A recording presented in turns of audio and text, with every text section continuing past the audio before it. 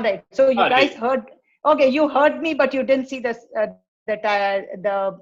slides. Is that right? yeah, you're up and running. Okay, You're okay. back up. Yeah. Okay, so moving on past the traditional organizational careers and how the landscape changed in terms of organizations, because they systematically and very methodically dismantle themselves. And that is why we have seen the rise of something else and kind of the decline of what might be called as traditional organizational careers.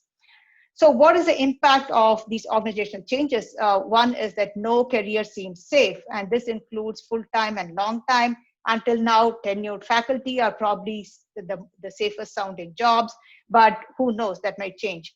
So this has resulted in employees moving from and between organizations. This has been happening in many industries, and in some it is so rapid that people might just stay for a year or even few months. So the question is that what kind of careers can we expect, and our students, what can they expect in the future, and how should they be managed? So we come to what is called as a gig economy and the jobs in the gig economy. And typically these jobs are temporary and unstructured. They are not within a fixed organizational structure, and the jobs themselves may not be structured. They use a lot of technology and digital advances. And one very strong characteristic of these jobs is flexible work. And by flexibility, we can mean many things: flexibility in the kind of work, flexibility in time, flexibility in location, and so on. And the other thing is that the money that's earned is not fixed or predictable, unlike in our traditional organizational jobs. So who are people that work in this gig economy? There are different, the people work with different motivations. There are people who were unemployed, like the last presentation, you made the point that some people just could not keep working in organizations, or the organizations through their changes made it impossible for them to work there, and they get tired of formal organizations. There are people that are underemployed, they have time and they would like to earn some money. There are people that are currently inactive, they might be full-time students and they might want to work part-time. And finally, sadly, there are full-time employees who should be earning enough but are not, so they're looking to get supplemental income. So all of these people appreciate the flexibility of the gig economy, other than probably the first group who might look for full-time work. So the current workforce also has been changing. In the US, there is increasing diversity, the kinds of diversity that are recognized. Like the previous presenter said, that earlier they were grouped together, and now there's a recognition that not everybody within the non-traditional group is the same. Women are not the same as some other kinds of employees. And the other change that happened was that women have been entering and staying in the workforce for longer. Employees are simply working for more years, maybe because they didn't make enough to retire. And there's multiple age cohorts as a result of this within the workforce. So the workforce itself is diverse. And these groups differ on basis of their knowledge and skills of work and their comfort with technology usage, their willingness to learn, and their value on flexibility of time and place to work.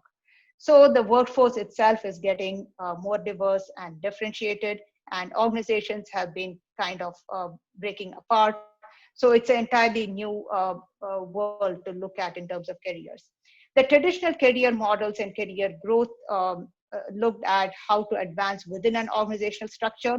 The idea was that somebody would enter based on their interest, aptitude, and skills at a particular position, and that the career would be located and move within the organization. So career strategies like develop skills and expertise at the job within the organization, develop job networks, develop power bases within the organization, find mentors and sponsors within the organization. All of these were geared towards being successful within an organization. And I just want to present to you also that the traditional career model, everybody knew that that doesn't work for everyone. So some people had said that there are actually different kinds of careers and people focus on different things in their careers. Somebody had identified these as authenticity, balance, and challenge. And depending on what someone focuses on at a particular time in their lives, they will have a different kind of career pattern. So these writers distinguish between alpha careers, which were the classic careers for organizational success, and beta careers, which they said that was followed by people that were looking more for balance in their lives and not necessarily for organizational growth through the hierarchy.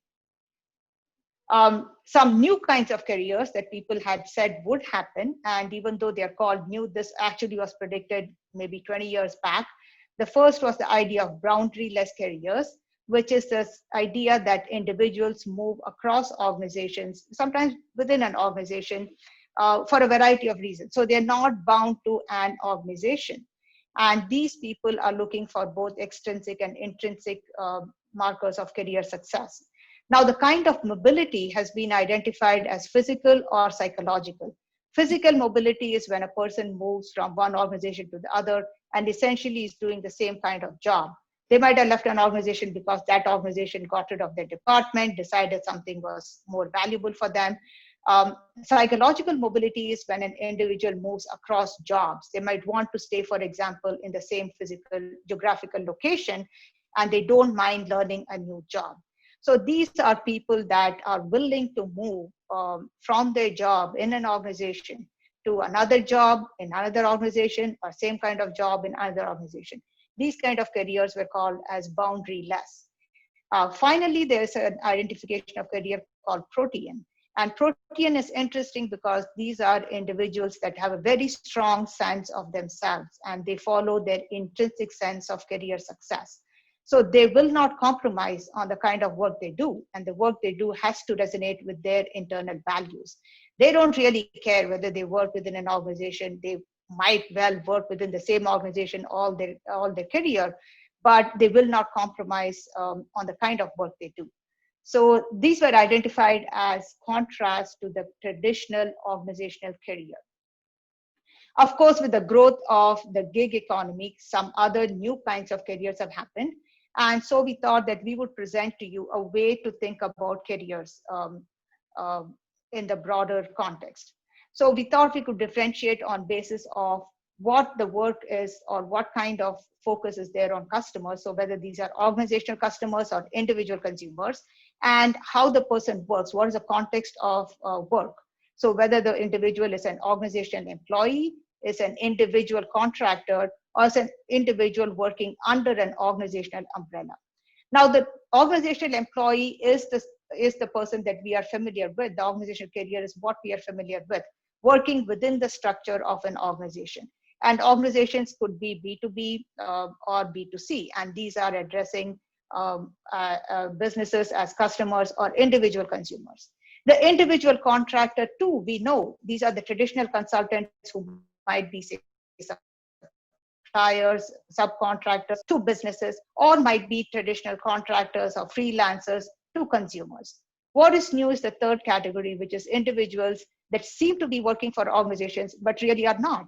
And this is what we see in the gig economy. So in the gig economy, these could be individuals that are either doing in B2B or B2C work.